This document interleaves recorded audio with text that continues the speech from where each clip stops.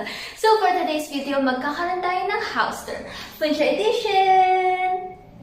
But before we get into the video, don't forget to like and subscribe! Yes! Let's get it! Skirt! The eukaryotic cell consists of 4 kinds: the animal cell, plant cell, protist cell, and what I'm gonna tell you about, the fungi cell.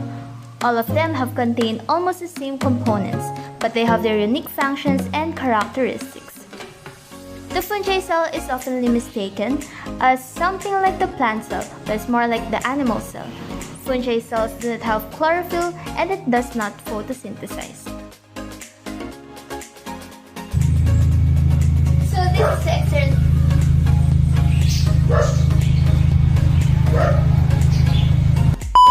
So this is the external side of the fungi. As you can see, this cell wall are rigid and made up of chitin. Chitin is made up of components of carbohydrates. And alam nyo ba na ang chitin is nagbibigay ng rigid texture sa cell wall. And behind this wall is we have the cell membrane, which is the protective barrier of the cell. As you can see, I opened the door.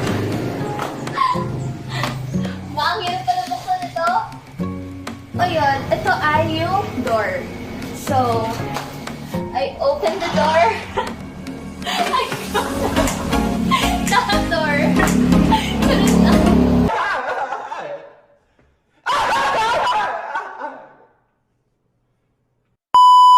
Ang gate cell, ang purpose niya is to open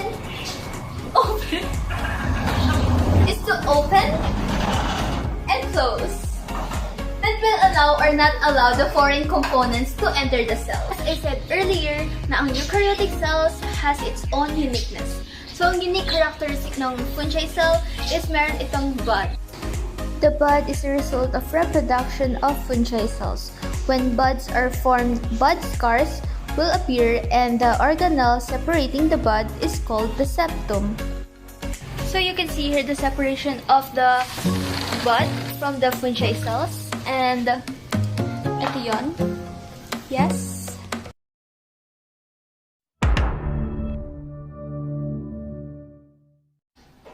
So yun guys, as you can see, ito yung septum natin, yung separation between the 2 buds ng fungi cell. And itong buong place sa loob ng bahay natin is yung cytoplasm. Wait, pakita ko sa inyo. Hi guys! So, ayun, ito na yung papakita ko sa inyo is yung buong loob ng bahay. And this is the dining room. And para sa akin, ang 2 parts ng cytoplasm is ang cytosol and cytoskeleton. Ang cytosol is yung wet fluid part ng fungi cell. Since hindi naman basa ang ating loob ng bahay, ang magiging cytosol is yung atmosphere or yung space or area na nasa loob mismo ng bahay. Like ito, cytosol yan. Tapos, ang cytoskeleton is, ito, wait.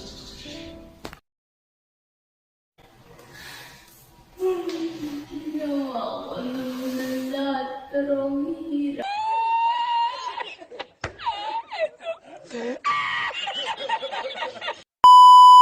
So, ayun, joke lang. Ito yung cytoskeleton, which is yung foundation ng ating bahay, lahat ng wall. Ayan, tapos, ayan, tapos, ayun, lahat yan. Yan yung cytoskeleton. So, yun, next naman tayo is you have here yung ref, which serves as the vacuole of our fungi house.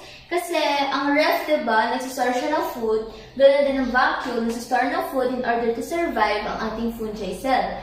Tapos, ang vacuole, nagsistore din siya ng waste, kasi kailangan natin ma-avoid ang contamination. Ay naku, te, bawal kumain. Halata naman na ito yung favorite part ko ng bahay, yung vacuole.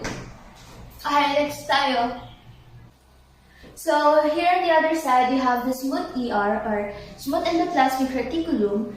And ang serve to as yung reproduction or production ng lipid and phospholipid layer na kailangan ng cell membrane natin. Kasi as we recall, ang cell membrane natin is composed of lipid layer. And yun, ito yung kitchen namin. Tapos yung likod na to is yung dirty kitchen. Mamaya papakita ko sa inyo. And ito pala, nakalimutan kong sabihin kanina, na ang ating ref is maliit. Tama lang kasi ang fungi cell is merong maliit na vacuole kaysa sa plant cell na merong malaking vacuole. Okay, share ko lang. Okay, let's go na sa rough ER or rough endoplasmic reticulum. So next, we have here is the dirty kitchen. Sabi ko kanina, which is yung rough endoplasmic reticulum. Ang rough endoplasmic reticulum is yun yung reproduction for proteins. Yes. And dito tayo nagluluto. So, tama lang din na ito yung rough endoplasmic reticulum. Tapos, kung hindi nyo alam na ang RER is surrounded or covered by ribosomes. Tapos, yung ginagawa nating proteins is napupunta here. There. Yun yung granite namin. Diyan napupunta yun. And ang granite namin is nagsastand out as the Golgi apparatus or Golgi apparatus para i-deliver sa mga necessary parts like the lysosome, plasma membrane, and the secretion. Then, next na tayo. So yan guys, sa kabilang side ng ating rough ER, we have here cabinets. And sa third cabinet, makikita natin ang powerhouse of the cell, which is the mitochondria. And sa bahay namin, ito yung breaker. Ayan. Alam natin na ang breaker is nagbibigay siya ng kuryente sa buong bahay. Just like the mitochondria, nagbibigay siya ng ATP energy para sa buong cell. And ang mitochondria has its two parts, ang cristae and ang outer layer. Ang cristae is dun yung reproduction of the ATP energy, while ang outer layer is yun yung protection of our mitochondria. So next na tayo. 1, 2, 3. Hala, nasa na ako? The joke lang. Okay. So, yun nga. Ang corny ko. Nakakainis. So, yun. Andito na tayo sa ating nucleus. Ang aking kwarto. But before we get here inside the nucleus, sasabihin ko sa inyo na ang nuclear membrane is ito. Nadaanan natin. Dahil ang nuclear membrane is nag-act as the structure of our nucleus. And ang nuclear membrane is parang cell membrane dahil meron itong phospholipid layer and lipid layer. As you can see, connected din ito sa ating endoplasmic reticulum. Here. Ayun yung rough ER. So yan guys, let's go. Punta tayo sa loob. Welcome to my nucleus room. So ang nucleus natin ay parang isang buong cell dahil marami itong compartments like the cabinets and drawers. Gaya ng kahit anong cell, ang nucleus ay may tinatawag ring cytoplasm, which is termed as chiroplasm, kung saan nagsususpend yung mga materials within the nucleus. Kagaya kanina, dahil hindi naman aqueous yung ating room, let's imagine na yung space surrounded the whole room is tinatawag na chiroplasm. And ang chiroplasm helps in maintaining the shape of the nucleus. So, ang main nucleus natin is yung pieces setup ko and yung bed. Kasi ang nucleus contains the genetic material of the entire cell and it's responsible for how the cell controls the organelles and its function. Tinatawag rin itong command center of the cell and site of reproduction for ribosomes. And lastly, it contains the hereditary information and controls the growth of the cell. So with all these functions, this makes the nucleus the most important part of the cell. Just like my PC, I can't live without it. So ito ay importante sa akin.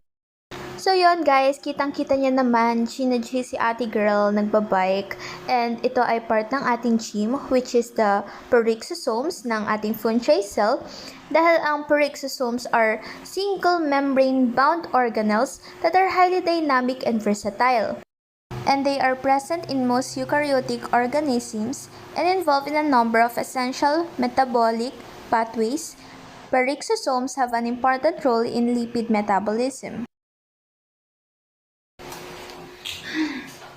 So yan guys, napagod ako mag-workout.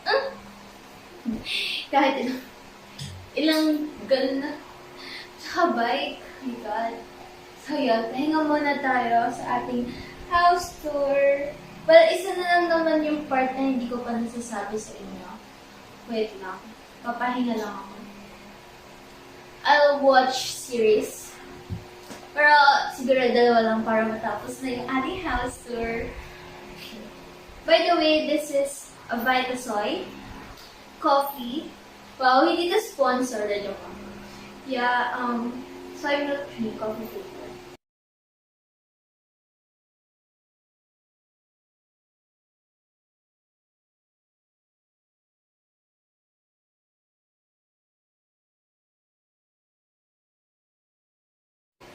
So yun guys, tapos na ako uminom ng Vitasoy and nakatapos ako ng 1.5 series.